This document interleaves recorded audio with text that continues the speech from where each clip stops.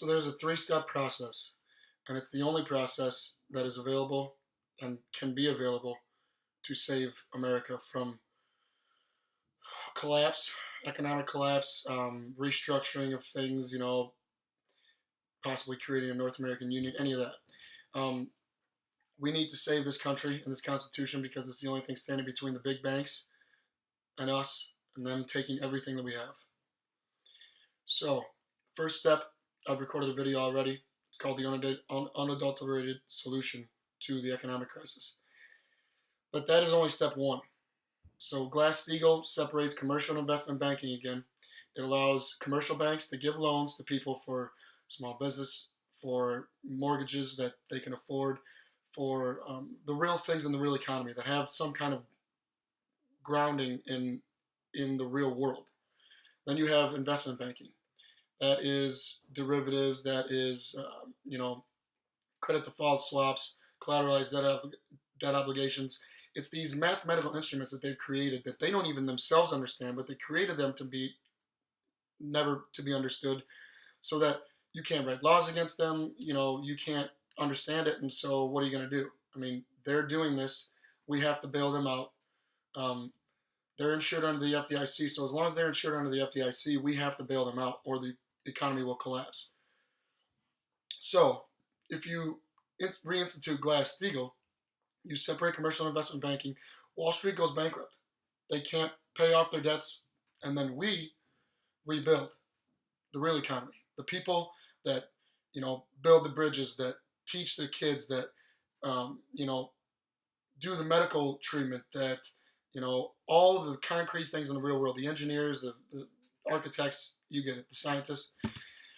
So then step two is reinstituting the American economic system that Alexander Hamilton created in collaboration with other people, but it was really his brainchild.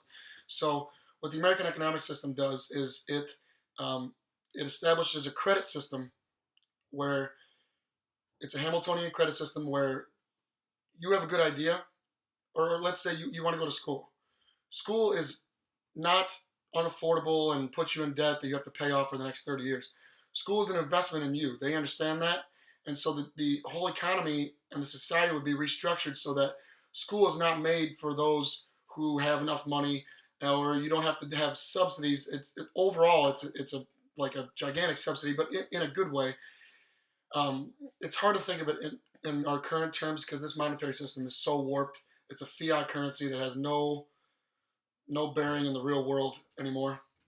Never really did. But so with that new economic system, that new credit system, then you go to school, you get your degree, you get out, you want to do something in that field, you go to the bank, you say, I want to get a loan for to start my own engineering firm, or to any number of things, anything that is considered or it is deemed something that is productive for the real economy.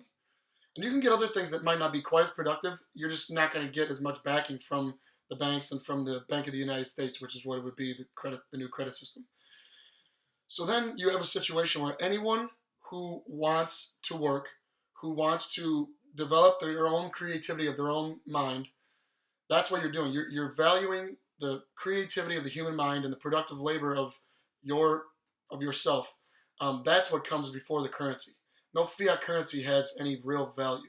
Okay, let's say you have a dozen gold bars. I mean, that's a lot of money in today's monetary system.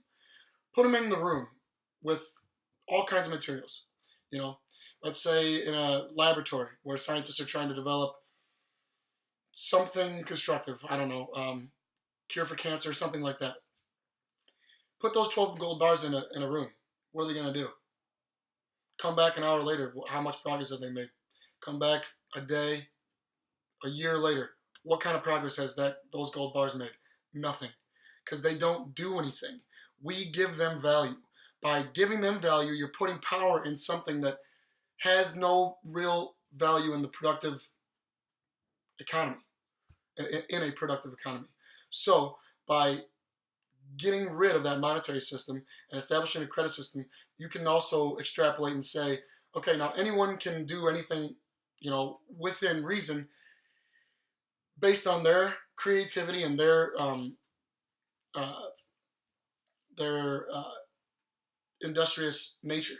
So that does away with racism in a sense. Racism is grounded in people being oppressed by a system that has been made to be that way over time. So if anyone can do what they want to do with, based on their creativity and their productive labor, I mean, you're getting rid of it. There is no racism anymore. There's no class division. There's no any of that, you know? So that's step 2. Then step 3, you have to put it to work. You have to put it to work immediately. With a monetary system, you can let it sit there in the bank and do nothing, and things still function. With this, with a credit system, you have to immediately put it into work. So there is a project called the North American Water and Power Alliance, and it's a system of canals and dams, and it comes down. It's redirecting fresh water that would normally just empty into the ocean by several different rivers.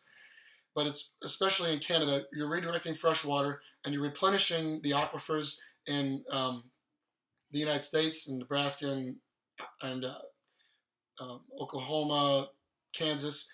So they no longer have water issues, irrigation issues. Then you also do it in the Southwest and you create an agricultural utopia down there. Anyone who is worried about what this would do for you and whether it would take a piece of your pie or make your slice smaller, if you're already doing something productive, like a farmer or an engineer or scientist, don't worry.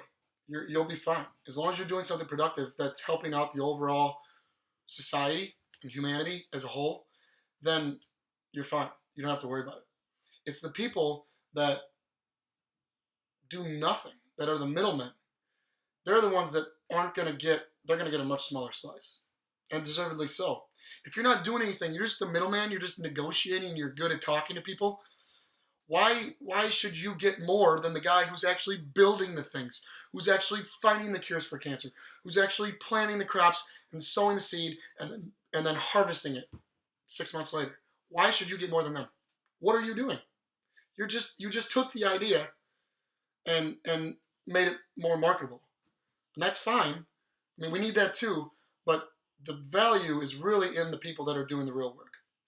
So with that 3-step system, you're going to reinstitute the American economic system. The reason this country was founded, the reason the Constitution was written, the Declaration of Independence, the reason the Revolutionary War was fought, all of these things. The reason Lincoln got assassinated, the reason Kennedy, arguably so, got assassinated. There's no other way. This is the only way out of this now. They've created a situation where we have no other choice. This has to be implemented. Tell all your friends. We need to do it soon, though, because the economic crisis is coming to a head here rapidly. Think about your kids. Think about your grandkids. Think about yourself. We need it.